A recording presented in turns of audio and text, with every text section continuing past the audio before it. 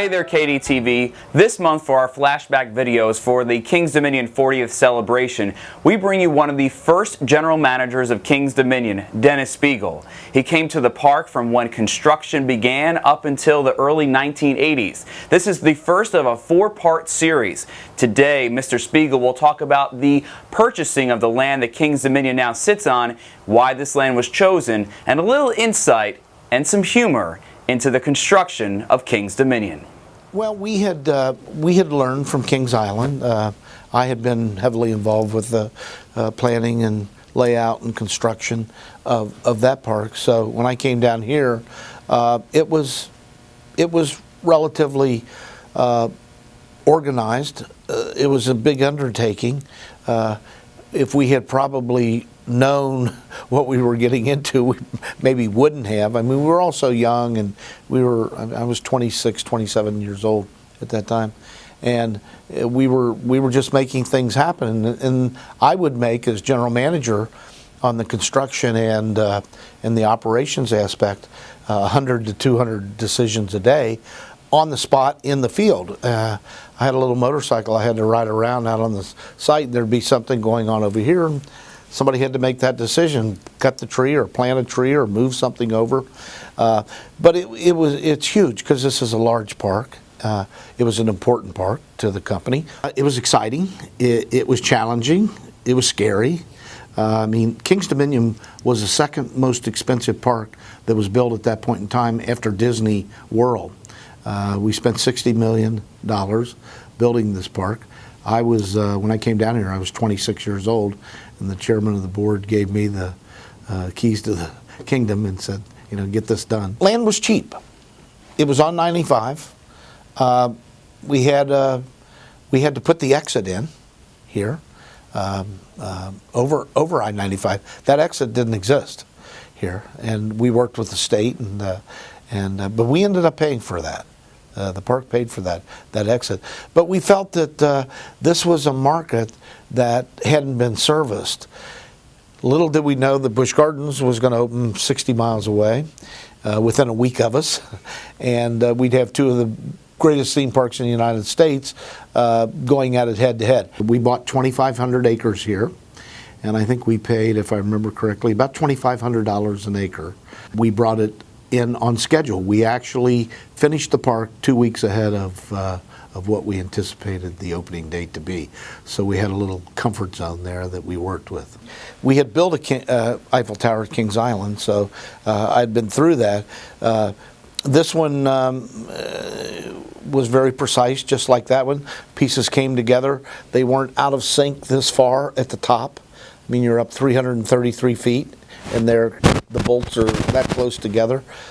So it was an exciting time. A difficult time because of the inflation that hit us during the 70s.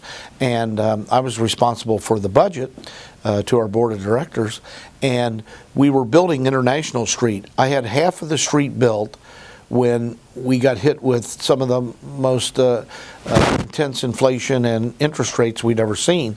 And I built the other side of the street. The other side of the street cost double what the east side of the street did. It's like building a city, building a theme park. And when you're a general manager of a park, and this hasn't changed in 40 years, you're like the mayor of the city. And you have to be able to focus and work in all of these areas. So we were so self-sustaining and self-productive, we just made it happen. We had a good team that we brought from Cincinnati, who was a secondary line of defense at Kings Island. And those people came down, and they were all young and energetic and understood the business. And we started amassing our personnel for the different departments.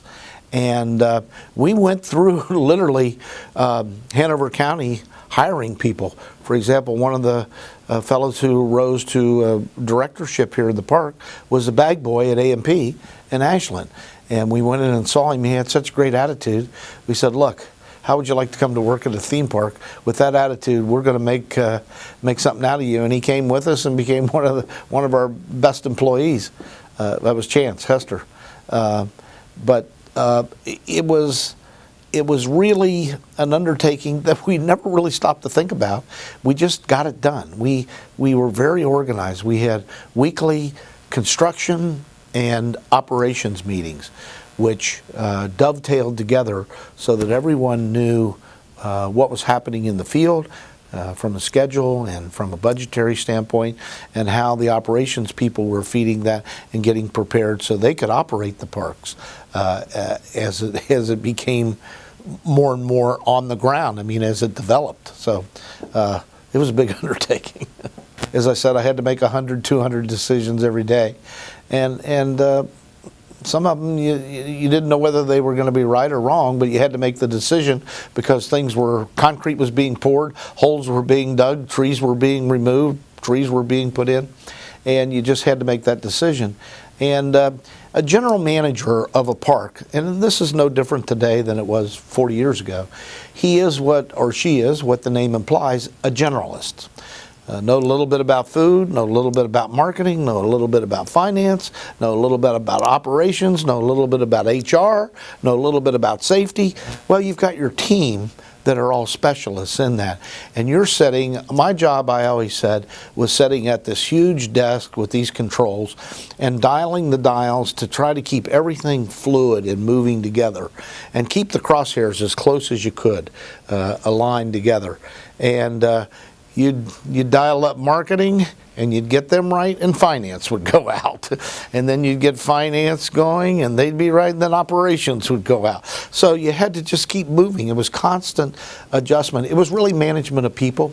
That's what my job was, because the people were getting the work done in the field, and I was managing them and kept them moving and hopefully kept them productive. And that's what a general manager does. It's an infectious thing, working in a theme park. You either love it or you hate it. There is no in between. You don't tolerate it because it's too intense. The hours are too long. You're called upon for too many different types of inputs. So there were people who came and left. There were people who stayed. The people and that happens in any business. And the ones who stayed, they became our first A team and developed in, and then they taught the next generation and the next generations out. And here we are 40 years later. There are some people still here who were here in the beginning, and a lot of legacy from those original people has been throughputed to the individuals that still are here in the park and managing it. So.